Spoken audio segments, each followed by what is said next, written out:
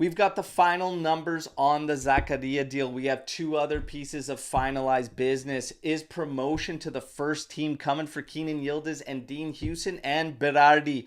Is he finally joining Juventus? What does this mean for the formation? Are we going to be switching to a 3-4-3?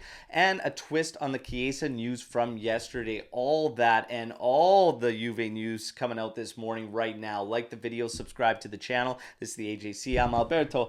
Let's get into it. We're going to kick things off with the Zakaria deal by the numbers. All right, so we end up finding out that the 23 million euros that Juve is going to be receiving in this deal, 3 million of it is in bonuses, and it's all payable over 4 years. That means that the amount that is going to be coming in this season to our books to help balance out the mercato is only going to be around 4 million euros. All right, so that magic number we talked about on the last live podcast, which was Juve needed around 18 million euros after the Zakaria deal to balance out and make the transfer mercato a balance of even, is not so much a truth. And now we're looking around somewhere around 32 million euros still being the number. Of course, waiting the official announcement and numbers on the Rovella and Pellegrini deal. But again, that looks like it's going to be pushed off a year before we start seeing good amounts of money on it.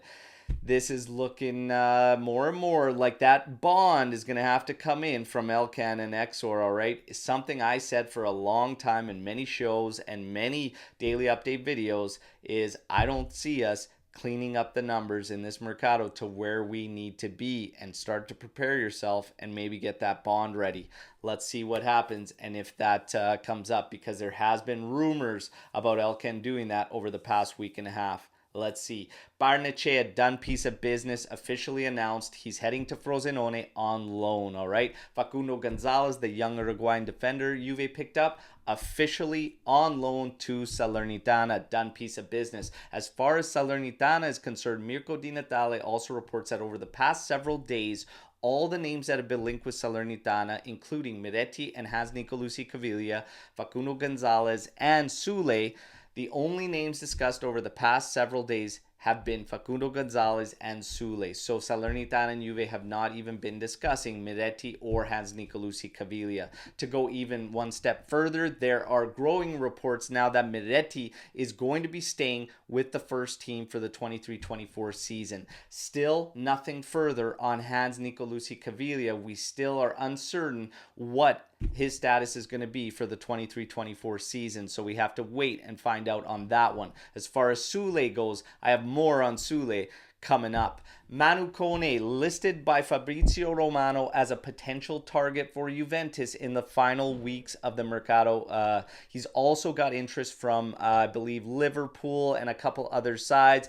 But Fabrizio Romano does include Juve on the list, keeping tabs on Manu Kone. And we continue to get linked with midfielders. And I've said the entire time, I have no idea what Juventus is going to do in the midfield. And now that we get finalized numbers on moves like Zakaria and whatnot, I really don't understand the links with players and whatnot, because again, we just haven't generated nearly enough money right now. So we will have to see. Bopnucci, everyone awaiting his answer this week, but he is awaiting the answer of Lazio, as he's opened himself up to the club about 3 weeks ago and still has nothing offered up from the team. He does have an offer from Union Berlin on a 1-year contract with a 1-year option, but his preference is to stay in Italy, so he awaits Lazio to see if they will react.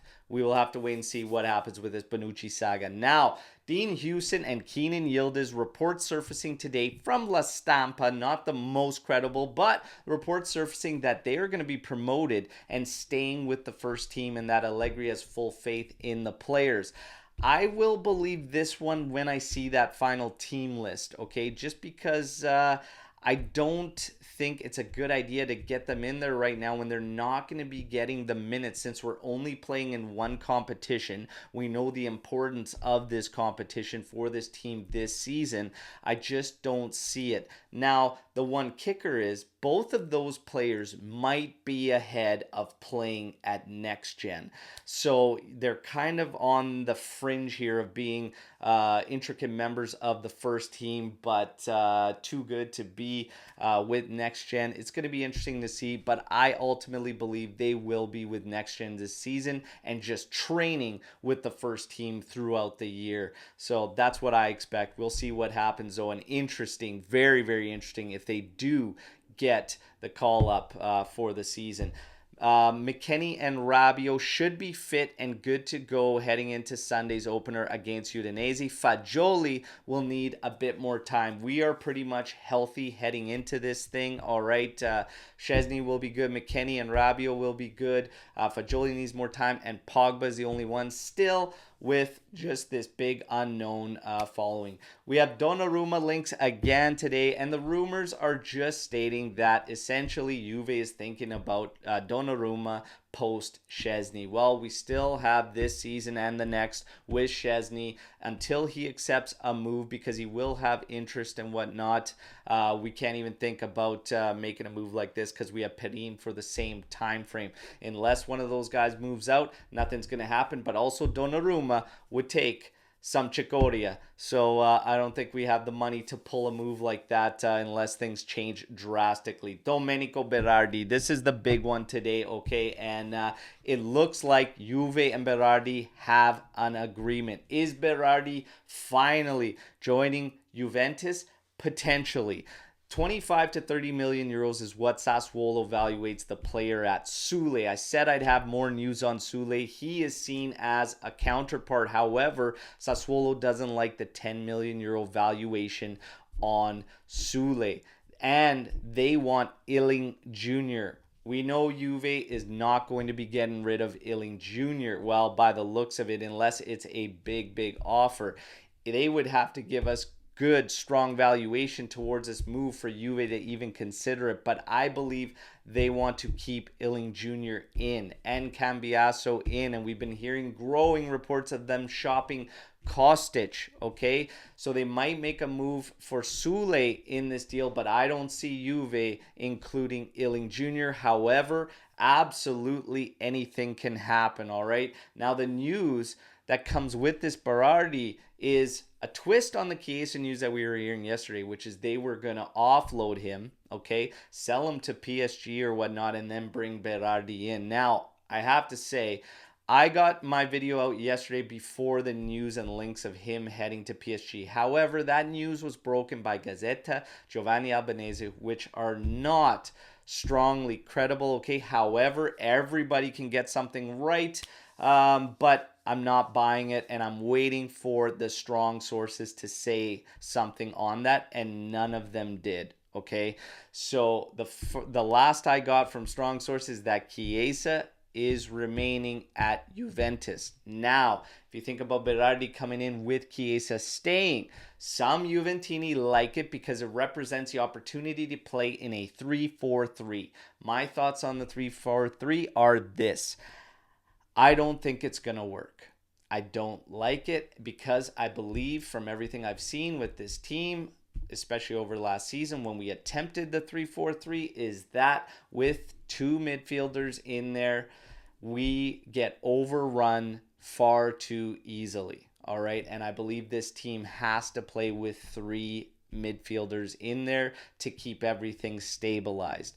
I think a subtle change in the midfield and not having anything to do with personnel or whatnot would actually go longer way for us in the long run than just bringing in Domenico Berardi and switching to a 3-4-3. And what I'm talking about is a subtle change that you see in most setups for 3-5-2, and that is playing two base midfielders and playing one slightly more attacking in the center, in between those two midfielders, all right? But we know that Max Allegri loves a regista and two mezzalas because he likes to play up through the outsides a lot and the mezzalas supporting. But if we made a subtle change using two players to come back ahead of the defense, one in the midfield centrally acting as the same box-to-box role but from the center, slightly advanced, what this does when you have Chiesa, who naturally always drifts out to the left, with this central midfielder that's more attack-minded, and you could do it with Miretti and Fagioli